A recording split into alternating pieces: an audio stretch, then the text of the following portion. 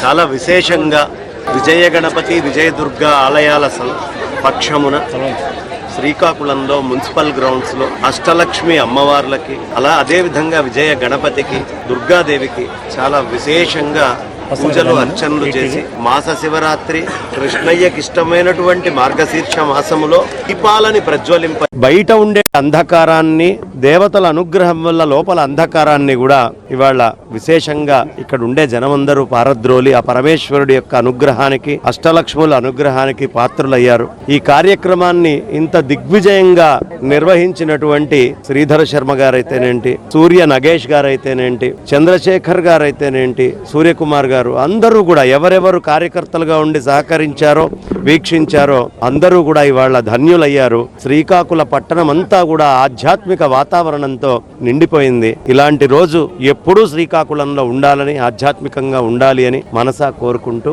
చాలా దిగ్విజయమైన కార్యక్రమం. మీడియా మిత్రులందరికీ నమస్కారం. శ్రీకాకుళం పట్టణంలో అష్టలక్ష్మి పుష్పయాగం మరియు కోటి దీపోత్సవం కార్యక్రమం విజయవంతంగా జరిగింది. ఈ కార్యక్రమంలో కుటుంబ సమేతంగా ఇందులో పార్టిసిపేట్ చేసి అమ్మవారి తాలూకు ఆశీస్సులు అలాగే విజయ గణపతి తాలూకు ఆశీస్సులు పొందడం చాలా ఆనందంగా భావిస్తున్నాను. శ్రీకాకుళం జిల్లాలో ఎప్పుడు కూడా పవిత్రమైన ఆధ్యాత్మిక కార్యక్రమాలు చేస్తే ప్రజలు కూడా దానికి ఆశీర్వదిస్తారు, సహకరిస్తారు అనడానికి ఇది ఒక పెద్ద ఉదాహరణ. ఈ యొక్క కార్యక్రమం నిర్వహించాలనంటే అంత సునాయాసం కాదు.